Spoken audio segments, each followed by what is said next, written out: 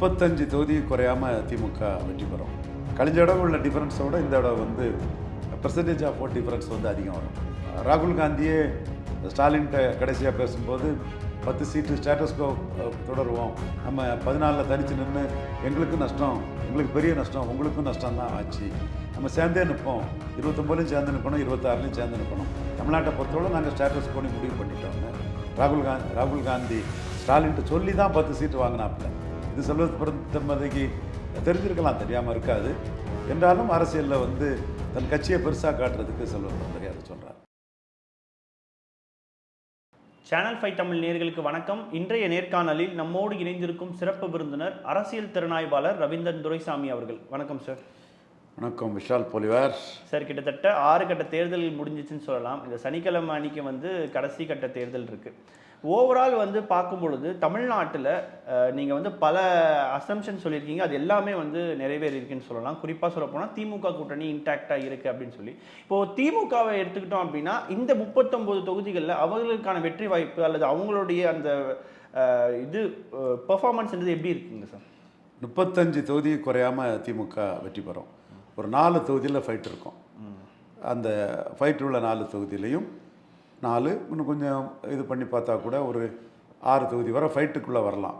ஃபைட்டில் வரக்கூடிய தொகுதியெல்லாம் என்டிஏ தொகுதிக்குள்ளே தான் ஃபைட்டுக்குள்ளே வருது. கள்ளக்குறிச்சி ஃபைட்டுங்கிறாங்க. எனக்கு அந்த அளவுக்கு அதிமுக ஒரு பேசிக் ஓட்டை தாண்டி ஜம்பிங் ஓட்டு போகக்கூடிய ஒரு கட்சி இல்லை. ஜம்பிங் போட்டு போகணுமுன்னா ஒரு கூட்டணி வேணும். ஜெயலலிதா அம்மையார் ஆட்சி அதிகாரத்தில் இருந்து போனது வேறு, 37 தொகுதியில் ஜெயித்தாங்க. ஸோ என்டிஏ கூட்டணி கன்னியாகுமரி, ராமநாதபுரம், தேனி, தருமபுரி, ஏசி சண்முகம், வெள்ளூர், அண்ணாமலை, இந்த மாதிரி ஒரு சில தொகுதிகளில் ஃபைட் கொடுக்குறாங்க. எது எப்படியும் 35 தொகுதி குறையாமல் திமுக அணி வரும்னு தான் நான் நம்புகிறேன். ஏன்னா நான் வைக்கிறது ராகுல் காந்திக்கு லீடர்ஷிப்பு தமிழ்நாட்டில் இதுவரை அடிபடலை. கேரளாவில் இடைத்தேர்தல் ஜெயித்திருக்காப்புல, கர்நாடகாவில் ஆட்சியை பிடிச்சிருக்காப்புல, தெலுங்கானாவில் ஆட்சியை பிடிச்சிருக்காப்புல. ஸோ மத்திய பிரதேஷ், ராஜஸ்தான், சத்தீஸ்கரில் வீழ்ந்ததுக்கு காங்கிரஸை விட ராகுல் காந்தி மைனஸாக இருக்காருன்னு நான் பார்க்குறேன். இங்கே வெற்றி பெற்றதுக்கு காங்கிரஸுக்கு ராகுல் காந்தி ப்ளஸ்ஸாக இருக்கிறாருன்னு நான் பார்க்குறேன். அதை தான் ஸ்டாலின் அவர்கள் ராகுலை டிஸ்குவாலிஃபை பண்ணது தான் கர்நாடகா வெற்றி காரணம்னு ஸ்டாலின் அவர்கள் சொன்னாங்க. அன்னைக்கு அந்த ராகுல் டிஸ்குவாலிஃபிகேஷனுக்கு எதிராக ராகுலுக்கு ஆதரவான ஒரு அறிக்கையை அன்புமணி ராமதாஸ் விட்டதுமே திருமாவளவன் அதுக்கு களத்தில் இறங்கி போராட ஆரம்பிச்சிட்டாரு. சீமான் இனப்படுகொலைக்கு காரணமான அந்த குடும்பத்தை சேர்ந்த ஒருத்தருக்கு மனித உரிமைன்னு அந்த டிஸ்குவாலிஃபிகேஷனை சீமான் ஒரு ஆதரவு கருத்தை கொடுத்தாரு. அது அவருக்கு நாளைக்கு சட்டமன்றத்தில் ஒரு லாபத்தை அந்த காமன் ஓட்டர்ஸ் மத்தியில் ராகுல் லீடர்ஷிப் இல்லாத இடத்துக்குள்ளே வரணுன்னு கூட அவர் கணக்கு போட்டிருக்கலாம். எனிவே இங்கே வந்து ராகுல் காந்தியை எதிர்க்கிறதுக்கு பாஜக தரப்பு தவிர, வெறும் பாஜக தவிர வேறு எந்த சக்தியுமே வந்து தயாராக இல்லை. அதிமுக கூட ராகுல் காந்தி கூட்டணியை எதிர்பார்த்து களங்கண்டதுனால ராகுல் காந்தி அவங்க எதுக்கலை. 20 சீட்டு ராகுல் காந்திக்குன்னு ப்ரொஜெக்ட் பண்ணாங்க. ஸோ எப்படி ராகுல் காந்தி லீடர்ஷிப்பை முன்னைய காலகட்டத்தில் இந்திரா காந்தி, காங்கிரஸ், ராஜீவ் காந்தி, ஜெயலலிதா கூட்டணிலாம் வந்தால் கலைஞர் கையை காலை பறக்க போட்டுக்கிட்டு ஐயோ ஒன்றும் பண்ண முடியாதுன்னு சொல்கிற மாதிரி எடப்பாடியும் ராகுல் காந்தி லீடர்ஷிப்புக்கு எதிராக எதுவும் பேச முடியாதவராக தான் இருந்தார். தெளிவாக அந்த அரசியலை அவங்க பண்ணலை. ஸோ இங்கே ஃபைட்டுங்கிறது ராகுலை தெளிவாக எதிர்த்த பிஜேபி தான் சில இடங்களில் போட்டியாளர் ஃபைட்டை கொடுக்க முடியும்னு நான் கருதுகிறேன். ஆனால் சார், இப்போது கடந்த முறை 38 தொகுதிகளில் வந்து திமுக அணி வெற்றி பெற்றிருக்கு. இப்போ நீங்கள் சொன்ன மாதிரி 34 அல்லது 30 தொகுதியில் ஜெயிச்சா ஏதோ ஒரு வகையில் அது திமுகவுக்கு செட்பேக்குன்னு தான் நீங்கள் ப்ரொஜெக்ட் பண்ணப்படும். பண்ணுறதுல ஒன்றும் திமுகவுக்கு பண்ணுறது இயல்பானது தான். அதில் ஒன்றும் திமுக வெற்றிக்கு ஒன்றும் பெரிய நஷ்டம் வந்துடாது. கழிஞ்ச இடம் உள்ள டிஃபரன்ஸோட இந்த இடம் வந்து பெர்சன்டேஜ் ஆஃப் ஓட் டிஃபரன்ஸ் வந்து அதிகம் வரும். ஏன்னா கழிஞ்ச இடவை நேரடி எதிரி இருந்தாப்புல இன்றைக்கி யார் திமுகவுக்கு எதிரிங்கிறதுக்கான ஃபைட்டு தான் பாஜக அணிக்கும் அதிமுக அணிக்கும் போட்டி நடக்குது.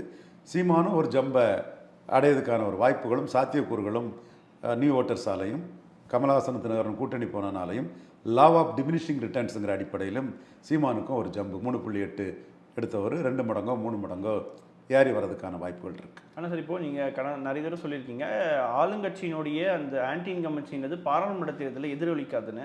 ஆனால் இப்போ இந்த கடந்த 3 ஆண்டுகள் பார்க்கும்போது பார்த்தீங்கன்னா சென்னை வெள்ளமும் இருக்கட்டும், இல்லை சவுத் சைடில் வந்த வெள்ளமாக இருக்கட்டும், அது இல்லாமல் அந்த குடும்ப தலைவிகளுக்கு அந்த 1000 ரூபாய் வந்து எல்லாருக்கும் போகலைன்றது, இது எதுவுமே வந்து இதில் ரிஃப்ளெக்ட் ஆகாதுன்றது எப்படி சொல்கிறீங்க சார்? எங்கே ரிஃப்ளெக்ட் ஆகிட்டுன்னு சொல்லிட்டு போகிறேன். நமக்கு அதில் ஒன்றும் இது இல்லை. நாம் கடந்த காலங்களில் உள்ளதை வச்சு நம்ம கருத்தை சொல்கிறோம். ஒரு ஆளுங்கட்சிக்கு எதிர்ப்புங்கிறது பெருந்தலைவர் காமராஜ் அவர்களுக்கு காங்கிரஸ் எதிர்ப்பாக ஒரு 6% எடுத்தார். 6% குறைஞ்சார். 46ல் அவர் 46% வாக்கெடுத்தவர் 40% குறைஞ்சார். காரணம், அன்னைக்கு வந்து 6% வாக்கு அதிகமாக போலாச்சு. உணவு பற்றாக்குறை, இந்திய எதிர்ப்பில் உள்ள இளைஞர்கள் அரசியல் ஆர்வம், மக்கள் தலைவர் எம்ஜிஆரை காமராஜ் ஆதரவாளர் அண்ணன் எம்ஆர் ராதா சுட்டுட்டாருங்கிற அந்த பிரச்சாரம். ஏன்னா அதுக்கு முன்னாடியே காமராஜரை எவனா ஏற்றா சுட்டு கொல்லுவேன்னெல்லாம் எம்ஆர் ராதா பேசியிருந்தார். காமராஜ் வந்து பெரிய உயரத்தில் இருக்கார், தமிழன், அவனுக்கு எவனாவது அவனை சொன்னானா அவனை சுட்டு கொன்னாதான் சரின்னு பெரியார் குரலை எம்ஆர் ராதா ஒலிச்சிருந்தார். அந்த காலகட்டத்தில் தேர்தல் நேரத்தில் மக்கள் எம்ஜிஆர் சுடப்படவும் எம்ஆர் ராதா பெரியார் காமராஜ் ஆதரித்தார். பெரியாருக்கு ஆள் லெப்டினண்டான ராதா வந்து எம்ஜிஆரை சுட்டுட்டாருங்கிறது வந்து காங்கிரஸுக்கு எதிராட்டே ஒரு பார்வை மக்கள் மத்தியில் இருந்தது. ஸோ எம்ஜிஆர் துப்பாக்கிச்சூடு, தென் உணவு பற்றாக்குறை, விலைவாசி உயர்வு, இந்தி போராட்டம், இந்த 3ம் மிகப்பெரிய ஒரு நிகழ்வுகள். இதை தாண்டி 1 to 1 ராஜாஜி கொண்டு வராரு. ஐயா சாருகாசன் சொன்னது மாதிரி நம்மக்கிட்ட இருந்த ஒருத்தன் வந்து 2 சீஃப் மினிஸ்டரை 2 பிரைம் மினிஸ்டரை கமாண்ட் பண்ணக்கூடிய அளவுக்கு, இன்னும் அந்த ஒரு வார்த்தையை சொன்னால் Kayastha brahmin upper caste prime minister command பண்ணக்கூடிய அளவுக்கு பெரியவன் ஆகிட்டாங்க போது காமராஜுக்கு எதிரான ஒரு எதிர்ப்பு இங்கே உருவாயிட்டுங்கிற ஒரு பார்வையும் ஐயா சாருகாசன் ரொம்ப தெளிவாக சொல்கிறார். அவர் சாருகாசன் வந்து டிடிவி 30% வாக்கெடுப்பாருன்னு நான் நியூஸ் 18ல் ஜென்ராம் நிகழ்வில் சொன்னேன். சாருகாசன் ஐயா அவர்கள் ஜெயிலுக்கு போனால் 50% எடுப்பான்னு சொன்னார். அப்புறம் ஆச்சரியமாக இருந்தது. அப்போ அவரோட அந்த பார்வையில் உள்ள இதையும் நான் மரியாதை கொடுக்குறேன். இது எல்லாமே இருந்தும் அது தொடர்பாக ஆன்டி காமராஜ், கம்யூனல் ஆட்டு ஒரு ஆன்டி நாடார் எல்லாம் இருந்தும் அது பாதிக்கப்பட்ட வாக்குகள்ங்கிறது வந்து ஒரு 6% தான். ஸ்டாலினுக்கு அந்த காமராஜுக்கு இருந்த அந்த ஆன்டி நாடாருங்கிறதோ, anti Kamaraj 2 prime minister command பண்ண அளவுக்கு பெரிய உயரத்துக்கு போயிட்டாருங்கிற அந்த எதிர்ப்போ ஸ்டாலினுக்கு இல்லை. இந்திய எதிர்ப்பு போராட்டம் மாதிரியோ இது உணவு பற்றாக்குறை மாதிரியோ ஸ்டாலினுக்கு பெரிய எதிர்ப்பு இங்கே உள்ளுக்குள்ளே இல்லை. எம்ஜிஆர் துப்பாக்கி சூட ஆனது மாதிரியோ எந்த ஒரு நடவடிக்கையும் ஸ்டாலினுக்கு எதிராக இல்லை. அந்த தேர்தலுக்கு பிறகு தான் சவுக்கு சங்கரையே ஒரு சந்தர்ப்பம் கிடைக்கும்போது அவங்க டீல் பண்ணியிருக்கிறாங்க.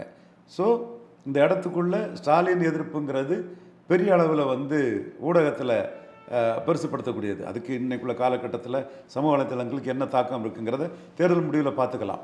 53% வாக்கில் ஸ்டாலின் இருக்கிறாரு, அதிகார பலத்தோடு இருக்கிறாரு.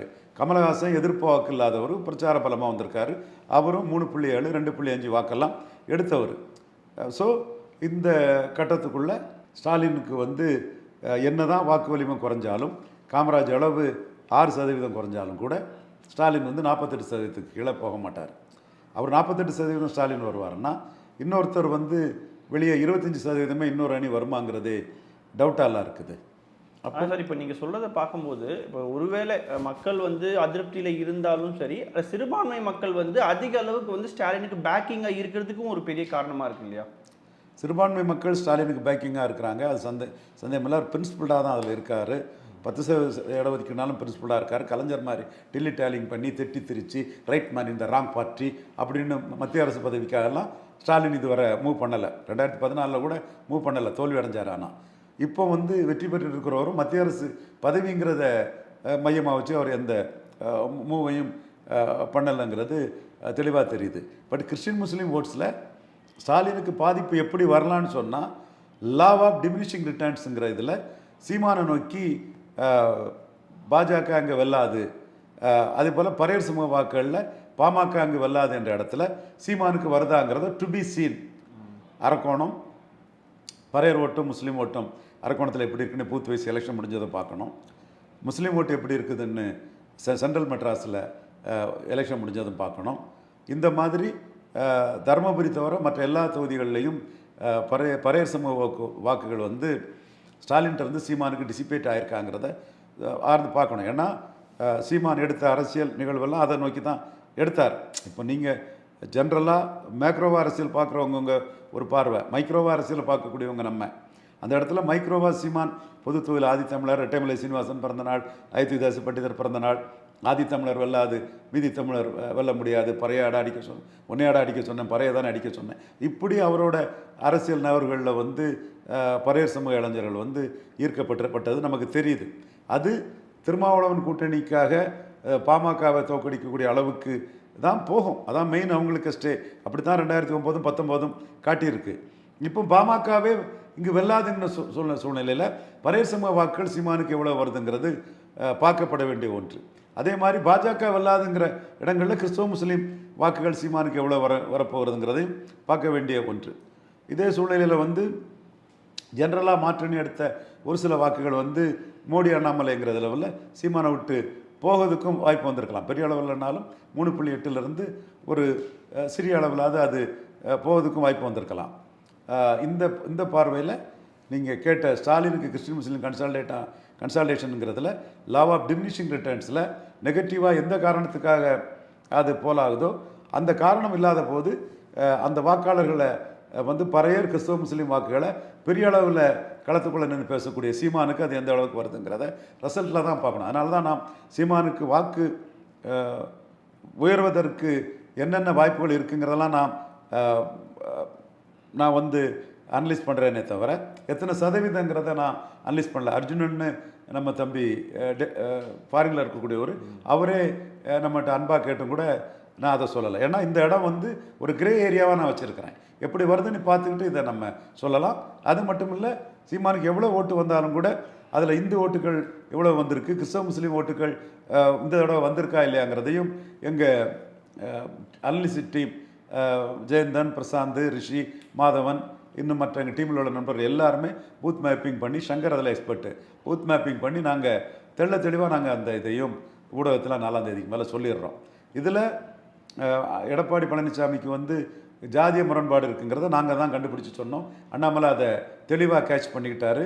65% கொடுத்த கொங்கு வேளாளர் கவுண்டர்கள் போடும்போது செங்குந்தர், நாயுடு, பறையர், அருந்ததியர் 12% தான் போட்டாங்கன்னா இந்த ரெட்டையில் சமூகநீதி சூறையாடுது, ஒரு ஜாதிக்கு லாபமாட்டும் மற்ற ஜாதிக்கு நஷ்டத்தையும் கொடுக்கக்கூடிய இலைங்கிறத அண்ணாமலை கண்டுபிடிச்சனால தான் மோடி அந்த அலையன்ஸையை வந்து காலி பண்ண அவரால் முடிஞ்சுது. இப்போ நீங்கள் கேட்டிருக்க விஷயம் கிறிஸ்டின் முஸ்லீம் வாக்குகள் ஸ்டாலின், அது லா ஆஃப் டிமினிஷிங் ரிட்டர்ன்ஸில் அது சீமானுக்கு போகுதா இல்லையாங்கிறத பொறுத்திருந்து பார்க்கணும். போகுதுன்னா பெரிய அளவு பேர் நான் சொல்ல வரல, ஸ்டாலினுக்கு தான் அது இருக்குது. ஸ்டாலினு தான் அவங்க வெற்றியை கொடுக்குறாங்க. சௌரத்தோல் திருமாவளவன் தான் வெற்றி பெறன்னு நான் சொல்கிறேன். பார்லிமெண்ட்டில் 10% வாக்கெடுக்கக்கூடிய காங்கிரஸுக்கு சட்டமன்றத்தில் 3% கூட இல்லை. சோழர் செல்வ பெருந்தகை இதை உணரணும். நான் ஒன்றும் தவறான தகவலில் சொல்லலை, டேட்டாவோட தான் நான் அதை என்னோடய கருத்தை நான் முன்வைக்கிறேன். இப்போது பார்லிமெண்ட் எலெக்ஷனில் கிறிஸ்டின் முஸ்லீம்ஸ் ஓட்ஸோட ப்ரெஃபரன்ஸ் எப்படி இருந்தது? அவங்க நெகட்டிவ் ஓட்ஸ் ஆட்டு பாஜகவுக்கு எதிராக, மோடிக்கு எதிராக ராகுல் காந்தி இருக்கக்கூடிய அணிக்கு மட்டும்தான் போட்டாங்களா, ஸ்டாலினுக்கு மட்டும்தான் போட்டாங்களா, சீமானுக்கு எவ்வளோ போட்டிருக்காங்கங்கிறது தான் அடுத்த கட்ட அரசியல் நகர்வு தமிழ் மண்ணில் எப்படி போகுதுங்கிறத நம்ம பார்க்கணும். சீமான் சென்ட்ரிக்காக பறையர் ஓட்டு, கிறிஸ்தவ முஸ்லீம் வாக்குகள் ஓட்டை நான் பார்க்குறேன். இதில் கிறிஸ்தவர் ஓட்டுகளுக்கு மைக் படத்தை போட்டு விளம்பரம் பண்ண விஜய் அவர்கள் ஒரு கேட்லிஸ்ட் போல்ஸாக இருந்தார். மைக் படத்தை போட்டு விளம்பரம் பண்ண விஜய் அவர்கள் கிறிஸ்தவர் ஓட்டுகளுக்கு சீமானுக்கு ஒரு கேட்லிஸ்ட் போல்ஸாக இருந்தால் அது பூத்தில் எந்த அளவுக்கு வந்திருக்குங்கிறதையும் நாம் பார்க்கணும்.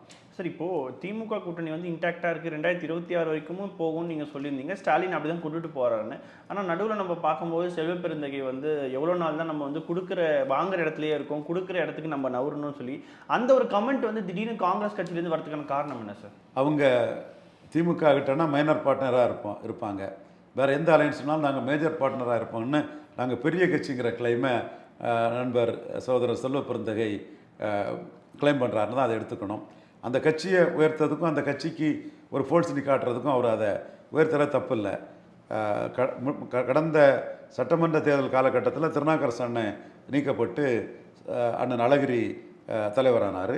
அதுக்கு பிறகு 1-2 சீட்டு குறைஞ்சாலும் பரவாயில்ல, திமுக காங்கிரஸ் கூட்டணி இருக்கணும்னு சொன்ன அழகிரி நீக்கப்பட்டு செல்வ பெருந்தகை தலைவராகிருக்கிறாரு. இப்போ அவர் கட்சியை ஒரு பெரிய சக்தியாக காட்டுறேன்னு தான் தலைமை விரும்பும். முடிவெடுக்க போகிறது சோனியா குடும்பமாக இவர் மல்லிகார்ஜுன கார்கே எல்லாம் தான் தலைமை தான் எடுக்கும்.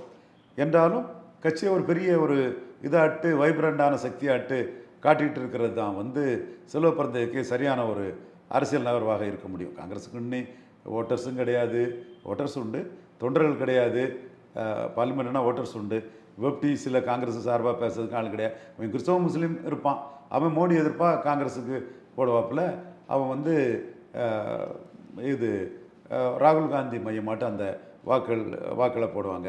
சரி, சட்டமன்றத்துக்கும் நம்ம ஒரு பெரிய ஆள் தாங்கிறத செல்வ பிறந்தகை முன்னிறுத்துறாரு. இதில் ஸ்டேட்டஸ்கோ தான் தொடருங்கிற மாதிரி மல்லிகார்ஜுன கார்கே சொல்லிட்டாரு.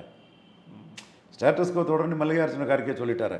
எனக்கு தெரிஞ்சு இது ராகுல் காந்தியே ஸ்டாலின்கிட்ட கடைசியாக பேசும்போது 10 சீட்டு ஸ்டேட்டஸ்கோ தொடருவோம், நம்ம 14 தனித்து நின்று எங்களுக்கும் நஷ்டம், எங்களுக்கு பெரிய நஷ்டம், உங்களுக்கும் நஷ்டம் தான் ஆச்சு, நம்ம சேர்ந்தே நிற்போம், 29லையும் சேர்ந்து நிற்கணும், 26லையும் சேர்ந்து நிற்கணும், தமிழ்நாட்டை பொறுத்தவரை நாங்கள் ஸ்டேட்டஸ்கோனி முடிவு பண்ணிட்டோன்னு ராகுல் காந்தி ஸ்டாலின்ட்டு சொல்லி தான் 10 சீட்டு வாங்கினாப்புல.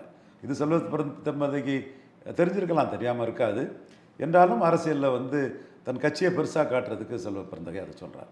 ஆனால் அதிமுகவுடைய நிலைமையை பார்க்கும்போது சார் நிறைய வந்து குழப்பங்கள் நீடிக்குது அப்படின்னு சொல்கிறாங்க. இப்போ இந்த தேர்தலில் வந்து இப்போ குறிப்பாக பார்த்தோம்னா கடந்த காலத்தில் அதிமுக பல தோல்விகளை சந்திச்சிருக்கு. இந்த தேர்தலில் ஒருவேளை அவர்களுக்கு வந்து மிகப்பெரிய தோல்வி அடைஞ்சால் எந்த மாதிரியான ஒரு பாதிப்பு அதிமுகக்குள்ளே வரும் சார்? கண்டிப்பாக மிகப்பெரிய பாதிப்பு வரும்.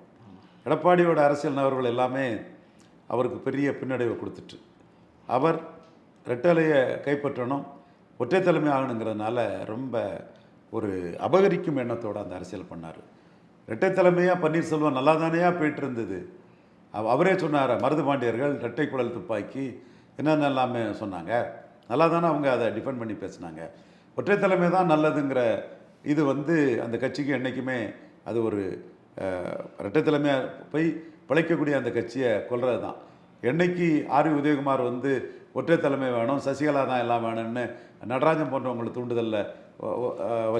தூண்டுதலில் பேச வச்சாங்களோ, ஓபிஎஸ் ரிசைன் பண்ண வச்சாங்களோ, அன்றைக்கே தர்மயுத்தம் வந்து சசிகலா அம்மையாருக்கு அதிகாரம் போயிட்டு, அது எடப்பாடி பழனிசாமியில் அதிகாரம் வந்தாலும் அது வந்து ஜெயலலிதா மாதிரிப்பட்ட ஒரு தலைமை வராத ஒரு சூழ்நிலையை அது கொஞ்சம் உருவாக்கி விட்டுட்டு, அதற்கு பிறகு இரட்டை தலைமையாட்டே போனது. அப்படியே ஆட்சி அதிகாரத்தில் இரட்டை தலைமைங்கிறது அப்படியே ஆட்சி அதிகாரம் தானே, மந்திரி தானே, எலெக்ஷன் வரும்போது மற்றதை பார்த்துக்கலான்னு போனாங்க. அப்போ தோற்ற பிறகு ஒற்றை தலைமை தான் ஜெயிக்கணும்னு சொன்னால் அது ஜெயலலிதா மாதிரி ஒரு காஸ்ட் நியூட்ரல் ஒற்றை தலைமைங்கிறது வேறு.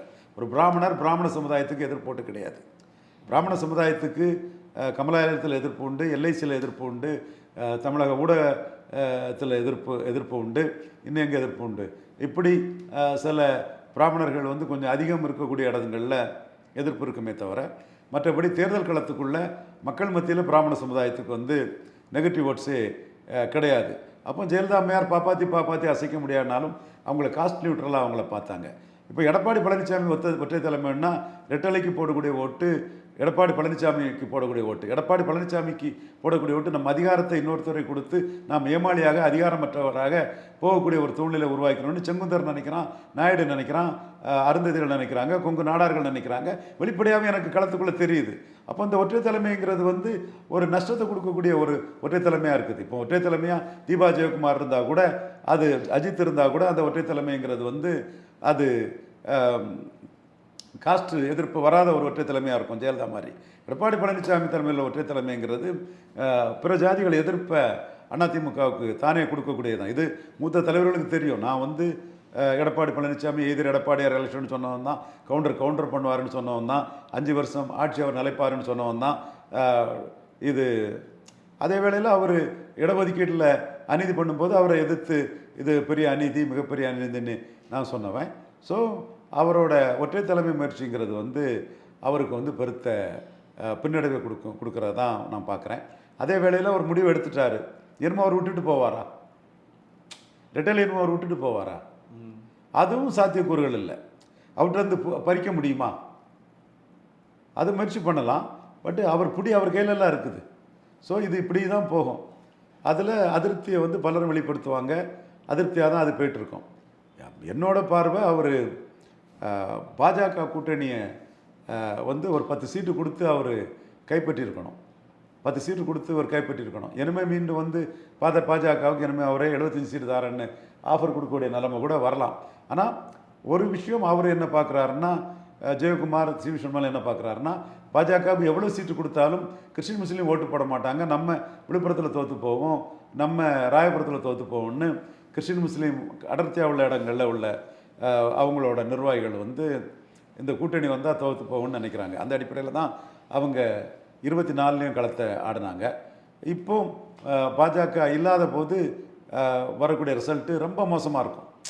அவங்க தான் அதுக்குள்ளேருந்து எப்படி மீண்டு வர போகிறாருங்க பார்க்கணும். ரொம்ப கஷ்டம். நிச்சயமா சார். பல்வேறு கேள்விகளுக்கு மிக பொறுமையாக பதில் தந்தமைக்கு நன்றி சார். நன்றி.